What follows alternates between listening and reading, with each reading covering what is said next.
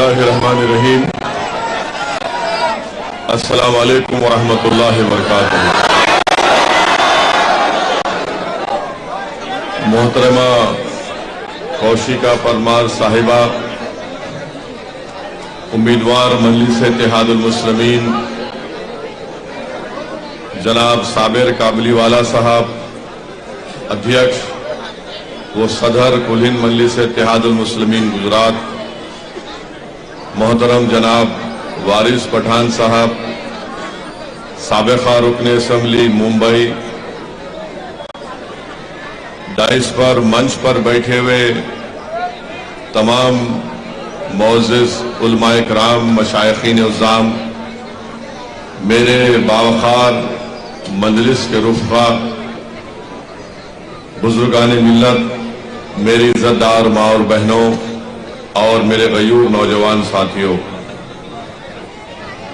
मेरे अजीज दोस्तों और बुजुर्गों, आप जानते हैं कि इस असेंबली हल्के से मजलिस ने मोहतरमा कौशिका परमार साहबा को यहां से अपना उम्मीदवार कैंडिडेट बनाया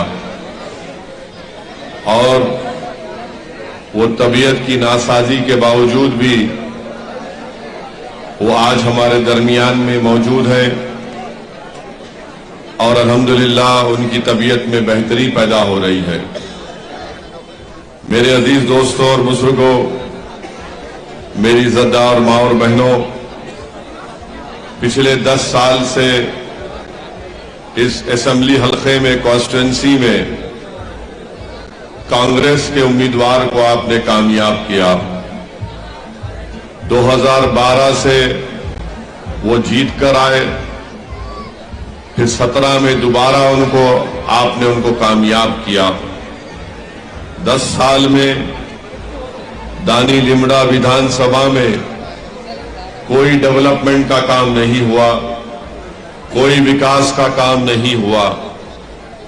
और आप जानते हैं कि आपकी इस असेंबली हल्के में एक पिराना एक जगह है जहां पर पूरे अहमदाबाद का कचरा लाकर डाल दिया जाता है और अब वो कचरा इतना बड़ा हो गया कि 75 फीट का एक पहाड़ के तौर पर बन गया है।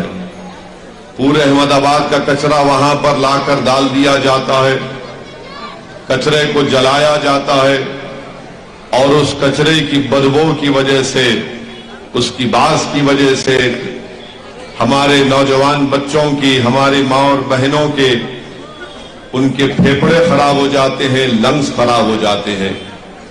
जो 10 साल से यहां पर आपका वोट लेकर कामयाब होता रहा और 27 साल से भाजपा की सरकार है, इन दोनों ने दानी लिमड़ा आवाम की भलाई के लिए जिस जगह पर लाकर कचरे को डाला जाता है उसको खत्म नहीं कर पाए, तो कैसे भाजपा और कांग्रेस आपसे वोट का मुतालबा कर सकती है। भाजपा की सरकार ने कहा कि यहां पर जिस जगह पर कचरे के पहाड़ हैं, अब तो 3 पहाड़ हो चुके हैं और वो 3 पहाड़ क्या है? एक कांग्रेस के नाम से है, एक भाजपा के नाम से और एक दिल्ली के मुख्यमंत्री छोटे रिचार्ज के नाम से, तीनों पहाड़ हैं।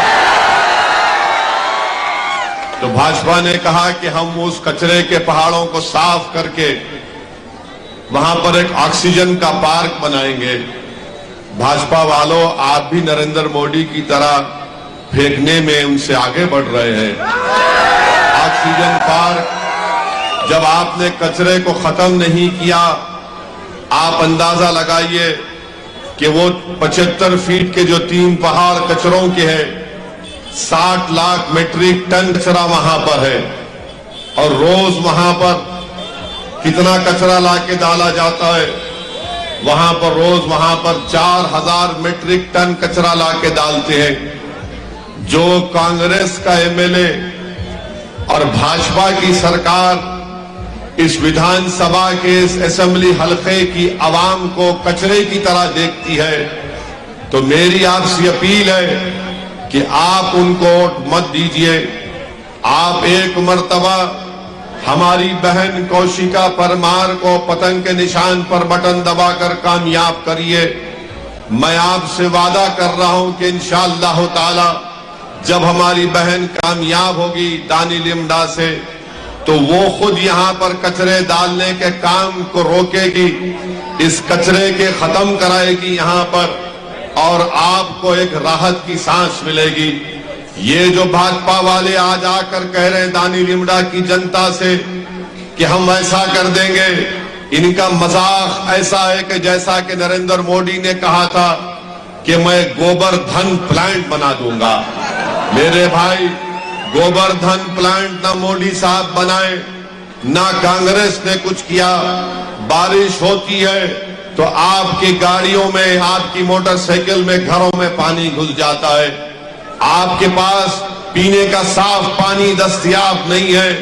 ना 27 साल की भाजपा की सरकार ने, ना 10 साल के कांग्रेस के विधायक ने, एमएलए ने दानी लिमडा की जनता के लिए कोई विकास का काम किया। और फिर अब दिल्ली का छोटा रिचार्ज आकर कहता है कि मैं ऐसा कर दूंगा, मैं वैसा कर दूंगा। मैं आपको बता रहा हूं, इस दिल्ली की पार्टी के छोटे रिचार्ज के बारे में, दिल्ली में एक इलाका है ओखला, आप गूगल करके देख लीजिए इंटरनेट पर जाकर, उस ओखला के इलाके में भी इसी तरह के कचरे को लाकर डाला जाता है। क्यों कचरा लाकर डाला जाता है? इसलिए कि उस इलाके में अल्पसंख्यक समाज, मुसलमान और दलित रहते हैं। तो यहां पर भी वही हाल है, दिल्ली के ओखला में भी वही हाल है। और आप याद रखिए, ये जो छोटा रिचार्ज की पार्टी है, ये बड़ी दावे और झूठ बोलने में माहिर है कि हम ये गारंटी कार्ड। मेरे अजीज दोस्तों और बुजुर्गों, जब कोविड चल रहा था तो कोविड के दौरान दिल्ली में, पूरे देश में सबसे पहले अगर किसी ने तबलीगी जमात पर झूठा इल्जाम लगाया तो यही छोटा रिचार्ज की पार्टी थी जिसने तबलीगी जमात को सुपर स्प्रेडर का झूठा नाम दिया। और अदालत में जब मुकदमा गया तो अदालत ने उन तमाम मुकदमों को खारिज कर दिया। जब CAA का कानून भारत की पार्लियामेंट में लाया गया था, आप लोग गवाह हैं कि भारत की लोकसभा में असदुद्दीन ओवैसी ने CAA कानून को मोदी की आंखों में आंखें डालकर कहा यह काला कानून है, हम इसको नहीं मानते, मैंने उस कानून को फाड़ दिया। आप जानते हैं, मैं आपको याद दिला रहा हूं कि क्या आप CAA कानून को पसंद करते हैं? वो CAA का कानून हमको हमारे से शहरियत छीन लेगा। वो आपसे कहेगा कि दानी लिमडा के लोगों, लाओ, हमको लाकर दिखाओ, तुम्हारे दादा का बर्थ सर्टिफिकेट दिखाओ, नहीं तो तुमको मशकूक करार दिया जाएगा। आप पार्लियामेंट का रिकॉर्ड उठाकर देख लो, यही दिल्ली की पार्टी आम, जिसका नाम आम आदमी पार्टी है, इन्होंने CAA कानून की तायीद की थी। इन्होंने तायीद की थी, मोदी के इस काले कानून की तायीद की थी।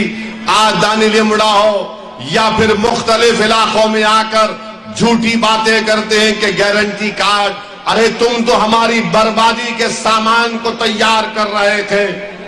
तुमने पार्लियामेंट में मोदी के काले कानून का साथ दिया, तुमने कोविड के दौरान तबलीगी जमात का साथ दिया, और आज यही दिल्ली की जो छोटा रिचार्ज की पार्टी है, पूछिए उनसे जब आपके दरमियान में आकर कहेंगे कि हमको वोट दे दो, उनसे पूछो, बताओ बिल्किस बानो पर तुम्हारी क्या राय है, तो बोलेंगे नहीं, हम बिल्किस के बारे में नहीं बात करेंगे।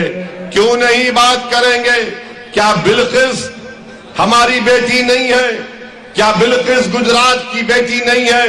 क्या बिल्किस भारत की बेटी नहीं है, जिसको जालिमों ने उसकी अस्मत रेजी की, उसका रेप किया? और कब रेप किया बिल्किस का? जब बिल्किस 6 महीने की हामिला प्रेग्नेंट थी, एक मां के सामने उसकी 3 साल की बेटी को कत्ल कर दिया गया। एक बेटी के सामने उसकी मां की को रेप करके उसका कत्ल कर दिया गया।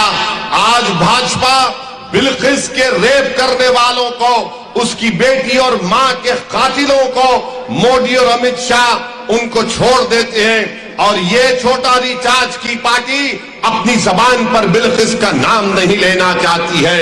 क्यों नाम नहीं लेना चाहते तुम? अरे जब जालिम जुल्म करता है तो जालिम को जालिम बोलेंगे, मजलूम को इंसाफ नहीं दिलाएंगे, तो फिर तुम किस बुनियाद पर, कौन सा हक लेकर तुम दानी लिमड़ा इस इलाके में आकर वोट की भीख मांग रहे हो? हम आज के जलसे में आपके दरमियान में खड़े होकर कह रहे हैं कि बिल्किस से नाइंसाफी हुई। ना भाजपा बिल्किस का नाम लेती है, ना कांग्रेस बिल्किस का नाम लेती है, और ना छोटा रिचार्ज की पार्टी वाले बिल्किस का नाम लेते हैं। मेरी दानी लिमड़ा की जनता से अपील है कि आप मजलिस की हमारे कैंडिडेट को कौशिका परमार को वोट दीजिए, एक मर्तबा वोट दीजिए। ये जो गंदगी दानी लिमड़ा में ये कचरा डालने की है, मजलिस इंशाअल्लाह ताला एक ताजा हवा यहां पर पैदा करेगी। आज आपके सामने कांग्रेस है, भाजपा है, ये दिल्ली की छोटी रिचार्ज है, और मजलिस इत्तेहादुल मुस्लिमीन आपके सामने है। ये आज छोटे रिचार्ज ये करेंगे, ये चाहते हैं कि हमारे मासूम बच्चों के हाथ में झाड़ू दे दिया जाए। कांग्रेस ये चाहती है कि हमारे मासूम बच्चों के हाथ खाली रहे, और भाजपा कभी आपसे हाथ मिलाना नहीं चाहती। मजलिस आपको गले लगा रही है, मजलिस आपके दर्द को अपने सीने में महसूस करती है, मजलिस आपकी नाइंसाफी के खिलाफ आवाज बुलंद करती है, मजलिस जुल्म के खिलाफ एहतजाज करती है, मजलिस कमजोरों को ताकतवर बनाने का नाम है, मजलिस नौजवानों के मुस्तकबिल को संवारने का नाम है। मजलिस कामयाब होगी तो दानी लिमड़ा के बच्चों को स्कूल मिलेगा, मजलिस की कौशिका परमार कामयाब होगी तो दानी लिमड़ा में विकास का काम होगा। मैं इसीलिए आपसे अपील कर रहा हूं कि 5 तारीख के दिन आप असदुद्दीन ओवैसी को मत देखिए, अपने बच्चों के मुस्तकबिल को देखकर अपने वोट का सही इस्तेमाल करके कौशिका परमार को कामयाब करिए, एक नया इनकलाब लेकर आइए। ये कांग्रेस पार्टी से अब कुछ होने वाला नहीं है। कांग्रेस पार्टी अब पूरे मुल्क में खत्म हो रही है। कांग्रेस पार्टी आप देखना 2024 में इनके 24 एमपी भी कामयाब नहीं होंगे इंशाअल्लाह। और लोग बोलते हैं कि कैसे होगा, आप देखना अब कांग्रेस पार्टी में अगर कोई आदमी कमजोर होता है तो डॉक्टर के पास लेकर जाते या हकीम के पास लेकर जाते। जब कोई कमजोर हो जाता है तो डॉक्टर उसकी नब्ज देखकर या हकीम साहब देखकर बोलते हैं कि दवा दे सकते हैं, इसको अच्छा ताकतवर हो जाएगा। मगर दुनिया के किसी हकीम के पास कांग्रेस को ताकतवर बनाने की दवा नहीं रही है।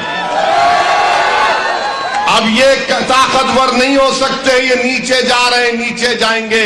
अरे 27 साल से इन्हीं कांग्रेसियों ने बीजेपी के साथ मिलकर बीजेपी को गुजरात में हुकूमत बनाने दिया। बताइए 27 साल में आपने भाजपा को नहीं हरा पाए, और आज जब हमारी बहन इलेक्शन लड़ने आती है तो कांग्रेस के लोग क्या क्या इल्जाम नहीं लगाते हम पर, क्या क्या बकवास नहीं करते। मगर मैं कांग्रेस के लोगों को, कांग्रेस के जिम्मेदारों को, ये दिल्ली के छोटा रिचार्ज की पार्टी के लोगों को, भाजपा के लोगों को कहना चाह रहा हूं कि मजलिस गुजरात में आ चुकी है, अब जाने का नाम नहीं है, यहीं पर रहेंगे, आपकी बात करेंगे, जनता में अपना एतमाद और आपका दिल जीतेंगे, मुकाबला करेंगे भाजपा से, मुकाबला करेंगे कांग्रेस से, हर जुल्म के खिलाफ एहतजाज करेंगे। मेरी आप तमाम से अपील है कि अपने वोट को जाय होने मत दीजिए, और याद रखिए अगर आप अपना वोट जाय करेंगे, और आपका वोट कैसे जाय होगा, अगर आप कांग्रेस को वोट देंगे तो भाजपा को फायदा होगा, अगर आप दिल्ली के छोटा रिचार्ज की पार्टी को वोट देंगे तो भाजपा को फायदा होगा, अगर आप दानी लिमड़ा की जनता का फायदा कराना चाहते हैं तो मेरी आप तमाम से अपील है कि हमारी इस उम्मीदवार को, कौशिका परमार को कामयाब करिए। इसको गुजरात की विधानसभा में भी जाइए ताकि ये जाकर आपकी लड़ाई लड़ सके, आपके मसाइल को हल करवा सके। 10 साल कांग्रेस का एक लंबा वक्त आपने दे दिया। मेरी आपसे गुजारिश है कि आप मेरी इन बातों पर आप गौर करिए। और दूसरी बात यह है मेरी जरदार मां और बहनों कि कल से 2 दिन से भारत के प्रधानमंत्री वजीर आजम अपनी तकरीर में कह रहे कि विकास के नाम पर वोट दो भाजपा को। मोदी जी, मैं भी गुजरात में देख रहा हूं क्या हो रहा है। तो मुझे किसी ने, एक नौजवान, मैं जिस होटल में ठहरा हूं, एक नौजवान मुझसे मिला और मैंने उससे पूछा, बेटा तेरा क्या हाल है? तो बोले कि सर मेरा ऐसा हाल हो गया कि मैं एक जोक सुना। उसने कहा कि जोक है ये, कोई हकीकत नहीं है। उसने कहा कि उसकी जिंदगी की तकलीफ बयान की। उसने कहा कि मैं जिस लड़की से शादी करना चाहता हूं, उसने मुझसे आकर कहा कि आपकी सरकारी नौकरी कब लगेगी। उसने आकर उससे कहा कि आपकी सरकारी नौकरी कब लगेगी, पप्पा लड़का ढूंढ रहे हैं, पप्पा लड़का ढूंढ रहे हैं। तो उस नौजवान बच्चे ने कहा, मोदी सरकार पर भरोसा मत करो, तुम शादी कर लो। अब मोदी जी बोल रहे हैं कि मैं 2 करोड़ नौकरियां देने का वादा किया था 2014 में। 8 साल हो गए। 8 साल के बाद मोदी जी कहते हैं कि 2024 तक 10 लाख दूंगा मैं। माने 2014 में वादा किया था कि हर साल 2 करोड़ 2 करोड़ 2 करोड़, कितने हो गए? 16 करोड़ नौकरियां मिलने चाहिए थी। अब उन्होंने कम करके कहा कि 10 लाख ले लो। मोदी जी, कोई फेंकने की, अगर किसी को फेंकना है तो आपसे सीखे। यानी 2 करोड़ से 10 लाख पर आ गए आप। कहीं गुजरात के चुनाव में कहा था 2014 में प्रधानमंत्री बनने से पहले कि बाहर इसके बैंकों से पैसा आ जाएगा, ब्लैक का पैसा आएगा और आपके अकाउंट में 15-15 लाख चले जाएंगे। अब बेचारा गरीब जो जिंदगी में 15 लाख नहीं देखा, वो मुतासिर हो गया। 15 लाख आएंगे भाई, 15 लाख आएंगे। और उसको नहीं मालूम था कि मोदी जी लंबा दे देते हैं। 8 साल हो गए, 15 लाख की जगह 1500 नहीं आए। आज आप अंदाजा लगाइए कि भाजपा के लोग बोलते हैं कि हमने गुजरात को बनाया है। आपको मालूम, नौजवानों में बेरोजगारी, गुजरात में 13% नौजवान बेरोजगार है। नरेंद्र मोदी कहते हैं विकास के नाम पर वोट दो।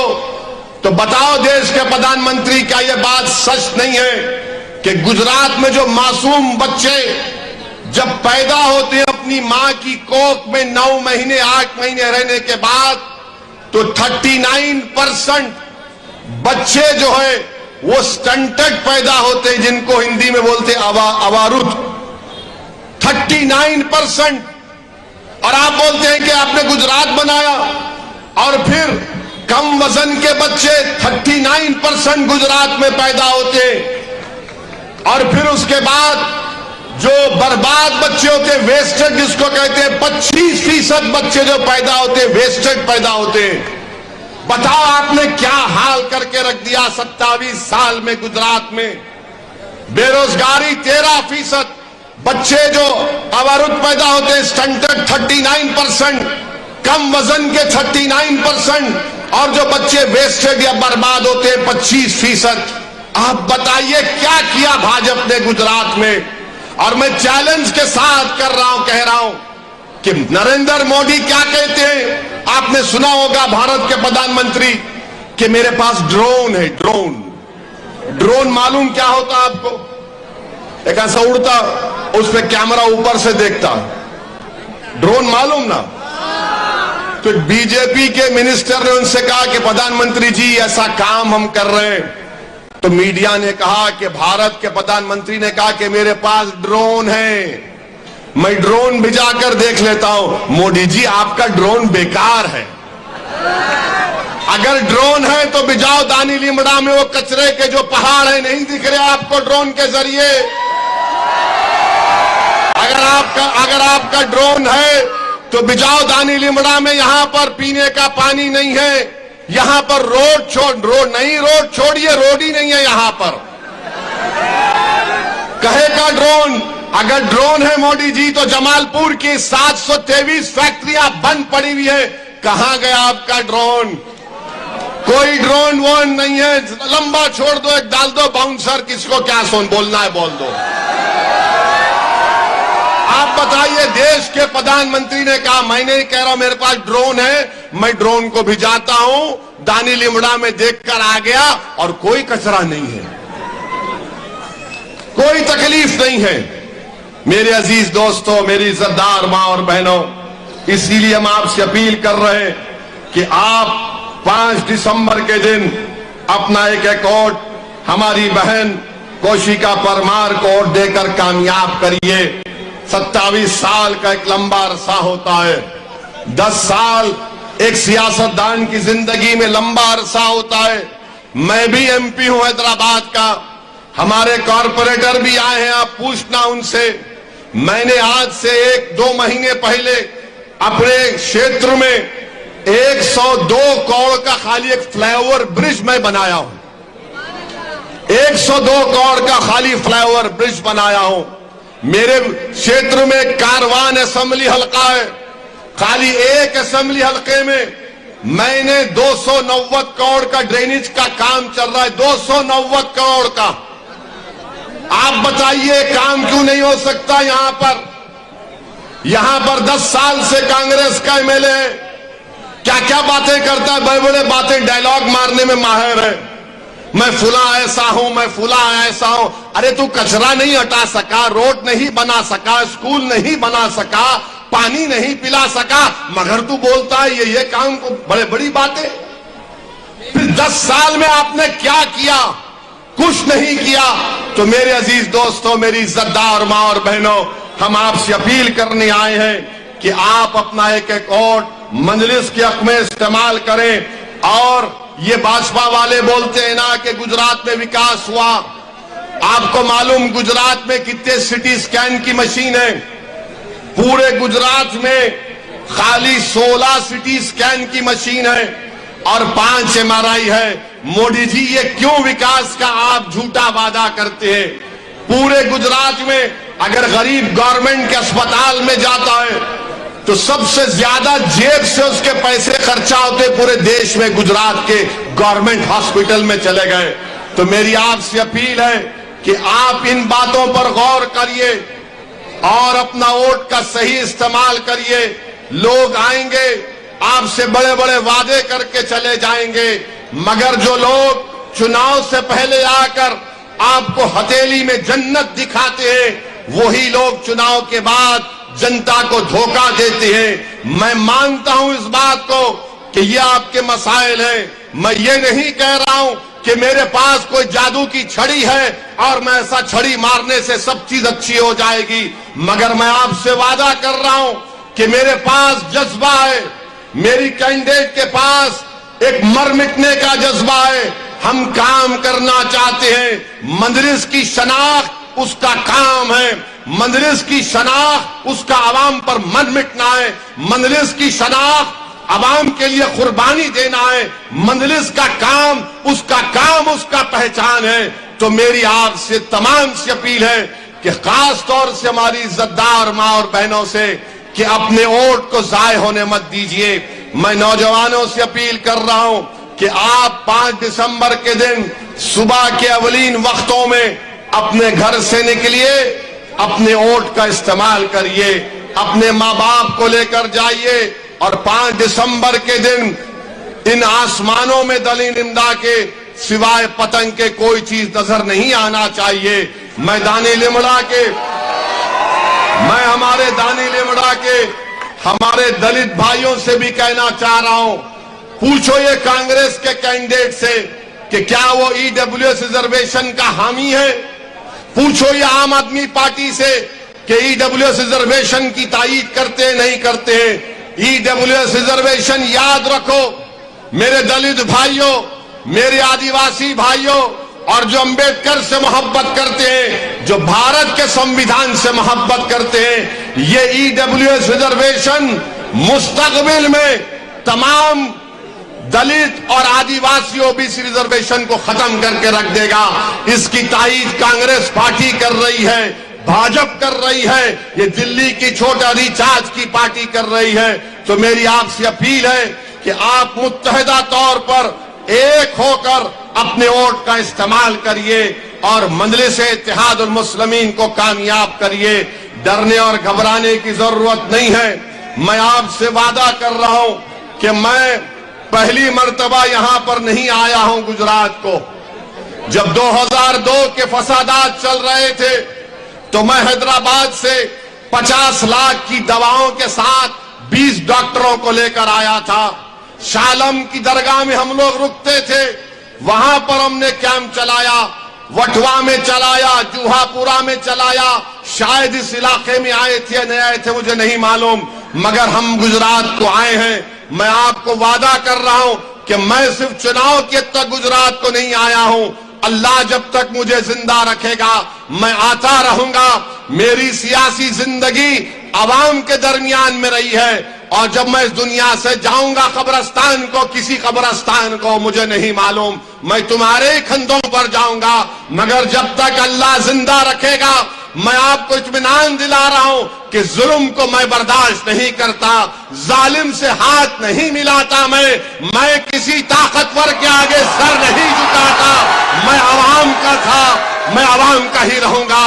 मैं आपका खादिम हूं और आपके दरमियान में रहकर हम लड़ाई लड़ते हैं। मुझे कोई मंत्री संतरी बनने का शौक नहीं है। मुझे सिर्फ इतना मेरी जिंदगी का मकसद है कि जब मैं दुनिया से चला जाऊं तो गरीब कहे कि हाँ, इसके दिल में हमारे लिए थोड़ी सी मोहब्बत थी, ये हमारी आवाज था, ये हमारी ताकत था।